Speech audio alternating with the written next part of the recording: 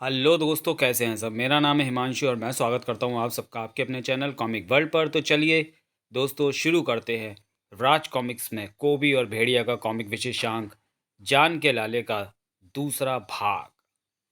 मेरे भेड़िए सेवक तेरी खाल नहीं भगोड़ पाए, मगर मेरी गदा तेरी खाल में भस भर देगी। टंग।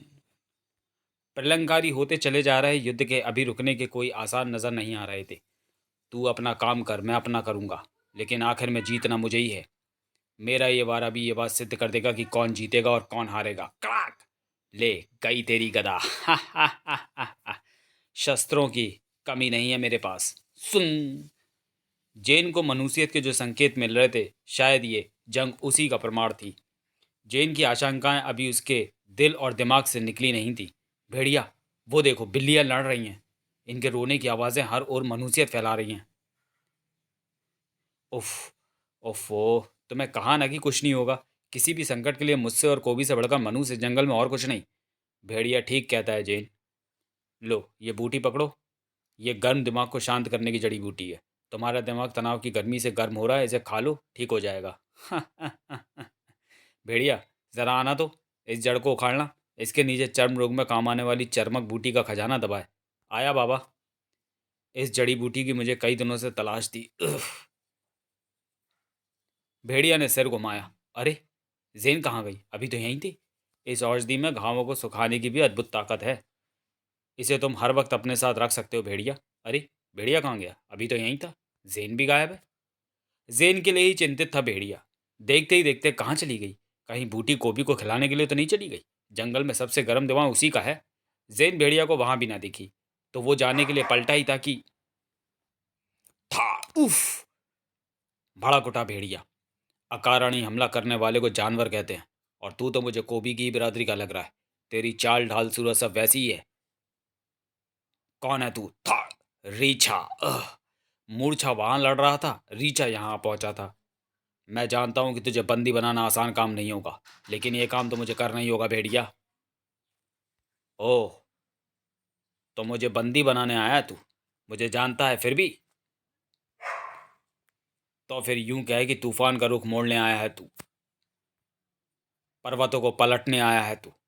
समुद्र की लहरों से टकराने आया है। भेड़िया ने रीछा को कांटों की झाड़ियों में उछाल फेंका। कांटों में से निकलकर ठीक ऐसे ही उठकर खड़ा हो गया रीछा जैसे फूलों की सेज पर गिरा हो, और इस पर मेरे प्रचंड घूंसों व अन्य प्रहारों का सिर्फ इतना ही असर हुआ कि यह गिरकर रह गया। कांटे चुभने पर भी लहू का एक कतरा तक नहीं निकला। और ओ ये क्या! क्लम! प्रचंडा तेरी गर्दन को बुरी तरह से जकड़ देगा। और तेरी गर्दन ही क्या, मैं तो तेरा पूरा शरीर जकड़ दूंगा, ताकि तू हिल भी ना पाए। फुर्ती को भी शर्मा देने वाली तेजी के साथ रीछा ने भेड़िया के दोनों बाजू भी प्रचंडा नाम के उन अनोखे औजारों से जकड़ दिए। अब तू अपने हाथ पांव नहीं हिला सकता भेड़िया। अब मैं तुझे इस पथरीली जमीन में सैकड़ों हाथ नीचे ले जाऊंगा, जहां मैं तुझे बंदी बना दूंगा। रीछा की तलवार की नोक ड्रिल की तरह चलने लगी और उस जगह को ऐसे काटती चली गई जैसे गर्म छुरी मक्खन को। अगर उसकी मुझसे कोई दुश्मनी है तो ये मुझे मारने की बजाय बंदी क्यों बनाना चाहता है? क्या रहस्य है? आखिर कौन है ये रीछा? इसके बारे में जानने के लिए मुझे सबसे पहले इस कैद से निकलना होगा, क्योंकि ये अपनी चमत्कारी शक्ति के जरिए जितनी तेजी से मेरी कब्र को खोद रहा है, कुछ ही क्षणों बाद मुझे सोचने तक का भी मौका नहीं मिलेगा और ये मुझे ज़मीन के नीचे धकेल देगा। लेकिन उफ, मेरा बल प्रयोग काम नहीं कर रहा। बंधन मजबूत है, लेकिन किसी भी कैद की चूल्हे दिमाग नाम का शस्त्र हिला सकती हैं। ओह, इस कैद से छूटने का तरीका तो मेरे सामने ही है, और मैं खामा का अपनी ऊर्जा व्यर्थ कर रहा हूँ। खूब बल लगा ले भेड़िया, इस कैद से तू छूट नहीं सकता।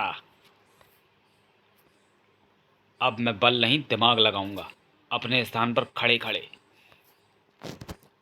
ठीक उस स्थान पर गिरकर जहां तेरी चमत्कारी तलवार जमीन से स्पर्श किए हुए है और जमीन को गहराई से खोदती चली आ रही है। जिसके स्पर्श मां से जमीन कई सौ हाथ तक खोद सकती है, तो उससे स्पर्श के बाद तेरी इन कैदी सलाखों का क्या हश्र होगा। कड़कड़ाक। हालांकि जबरदस्त झटके से भेड़िया का शरीर भी झंझना गया, पर अब वो कैद से मुक्त हो चुका था। मेरे इस कैद से छूटने के बाद जरा सोच कि अब तेरा भी क्या हश्र होगा। रीछा फुर्ती के साथ उछलकर खड़ा हुआ था, मगर भेड़िया भी समझ चुका था कि अगर उसे मात देनी है तो फुर्ती को ही सबसे बड़ा हथियार बनाना होगा। था। इसका शरीर तो वज्र का नहीं हो सकता। हाँ, इसे वज्र जैसा बनाया गया हो सकता है। योग शक्ति द्वारा। इसलिए मैंने इसके मस्तिष्क की उस नस पर प्रहार किया जो इसके ध्यान को केंद्रित किए हुए थी। अब इससे पहले कि ये फिर से अपना ध्यान उसी नस द्वारा केंद्रित कर ले, मैं इसके शरीर पर वार करके इसके शरीर से खून के फव्वारे छुड़ा दूंगा। क्रोध के कारण झाग उगलते रीछा ने अपनी तलवार आगे की। ओह, मुझे उसकी तलवार के स्पर्श से अपने शरीर को बचाना होगा। लेकिन ये बात सोचने तक जो विलंब हुआ, उतनी देर में वो तलवार उसे छू चुकी थी। उफ!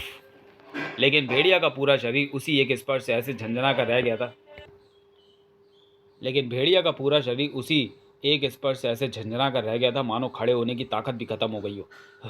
इसके हाथ से यह तलवार छुड़ानी होगी, जिसके लिए मुझे चीते की तरह झपट कर इसके कंधे पर चोट करनी होगी। खट! उफ!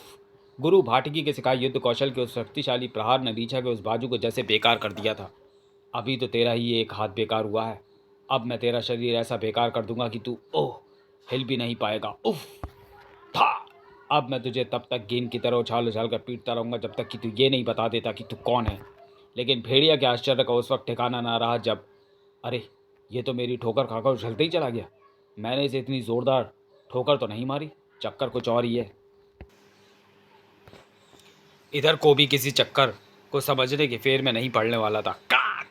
देख, मेरी गदा ने तेरी तलवार के टुकड़े टुकड़े कर दिए। हा हा हा हा हा। और अब ये तेरे भी टुकड़े टुकड़े कर देगी। उफ! था! अब मैं तुझे मौत का बंदी बनाने जा रहा हूँ। हा हा हा, ये आया था कोबी को बंदी बनाने। क्रंच! क्लिप! अरे रे, ये तो बिना पंख के उड़ चला और वो भी मुझे बंदी बनाए ना। अबे रुक जा। कोबी कोबी, ओ ये किससे लड़ रहा है? रीछा की तरह मूर्छा का जिस्म भी हवा में उछलता चला गया, जबकि इधर थम फूजों के लिए अद्भुत थे वे फल। अविस्मरणीय था वह दृश्य जो उस वक्त उसकी आंखों ने देखा था। ये क्या? फूजों की प्रत्येक पल चौड़ी होती आंखों ने देखा वह नजारा भी। स्पक! ये दोनों तो आपस में जुड़ गए। बुरी तरह से घायल कौन है ये? किसने घायल किया इन्हें? मुझे पता लगाना होगा, क्योंकि ऐसे अद्भुत प्राणियों को घायल केवल कोबी अथवा भेड़िया ही कर सकते हैं। क्यों टकराइए उनसे, अथवा वो इनसे। दूसरे ही पल फूजो उनके सामने था। कौन हो तुम दोनों? मुझे तुम्हारे जख्मों पर औषधियों का लेप लगाने दो। औषधियाँ बचा कर रखो फूजो बाबा, क्योंकि हमारी असफलताओं ने इस जंगल का भविष्य बिगाड़ दिया है। औषधियाँ घायल होने वाले सैकड़ों जंगलवासियों के घाव को भरने के लिए बचा कर रखो। तुम मुझे कैसे जानते हो और ये सब क्या कह रहे हो? हमें तुम लोगों के विषय में बताकर भेजा गया है, तुम्हारे बारे में, जैन के बारे में, कोबी और भेड़िया के बारे में। मगर क्यों? तुम हो कौन? गुरुराज भाटकी के दूत, मैं मूर्छा और मैं रीछा। ठहरो, मैं तुम्हें सब कुछ बताता हूँ, वरना तुम सवाल पर सवाल करते जाओगे। जैसे कि तुम जानते हो पूछोगे, एक तरह से कोबी और भेड़िया दोनों वुल्फानों के प्राणी हैं। गुरुराज भाटकी ने अपनी शक्ति के बल पर फोबोस और मोबोस के प्रभाव से भेड़िया और कोबी को अलग तो कर लिया, पर दुर्भाग्य से फिर भी वे कोबी को वुल्फानों ला पाने में सफल न हो सके थे, और आज तक भी नहीं हो सके। इस परेशानी का हल वे अभी ढूंढ भी नहीं पाए थे कि तभी उन्हें एक नई बात ने परेशान कर दिया। ओह नहीं नहीं, ये नहीं हो सकता। उफ, मैं तो भूल ही गया था। मेरी इस भूल के कारण तो पूरा जंगल ही समाप्त हो जाएगा, और जंगल के साथ ही उसमें वास करने वाले सभी इंसान और जीव जंतु व पक्षी भी। नहीं, मैं ऐसा नहीं होने दूंगा। उन्होंने अपनी शक्ति से हमें प्रकट किया और हमें सब कुछ बताया। रीछा मूर्छा, तुम्हें फौरन वहाँ जाना होगा जहाँ मैं तुम्हें भेजूंगा, क्योंकि इस ग्रंथ में पढ़कर मुझे याद आ गया कि प्रत्येक 5000 साल बाद ब्रह्मांड में एक नए पुच्छल तारे का निर्माण होता है। इस निर्माण का असर भेड़िया मानव जाति पर बहुत ज़्यादा विध्वंसकारी होता है। पहले जब वुल्फानो आबाद था तो दुर्दुम नाम की लकड़ी की सलीबों पर प्रलय के उस दिन सभी भेड़िया मानवों को उसी की शाखाओं से बांध कर ठोक दिया जाता था। दुर्दुम को तोड़ पाना तो मेरे भी वश में नहीं होता। उसे संसार में केवल एक ही शस्त्र तोड़ सकता है, और वह है भेड़िया देवता की गदा। चूंकि मैं भी इसी जाति का हूँ, अतः मैं भी इस विध्वंस से अछूता नहीं हो सकता। वुल्फानो चूंकि वीरान है, इसलिए मुझसे यहाँ किसी को कोई खतरा नहीं। इस वक्त खतरा असम के जंगलों में है, क्योंकि वहाँ पर भेड़िया और कोबी हैं। कल अमावस्या की रात से वो अशुभ घड़ी शुरू होती है। ये घड़ी अगले 12 घंटे तक रहेगी।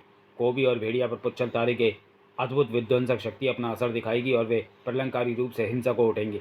यह हिंसा पूरे जंगल पर गजब ढा देगी। दोनों मिलकर खून की नदियाँ बहा देंगे, क्योंकि दोनों पर खून सवार होगा। दोनों एक दूसरे की हत्या तक भी कर सकते हैं।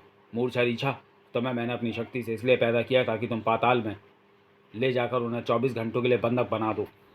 और ये काम बिना लड़े नहीं होगा, क्योंकि जानवर बुद्धि को भी तो वैसे भी तुम्हारी इस कहानी पर विश्वास नहीं करेगा।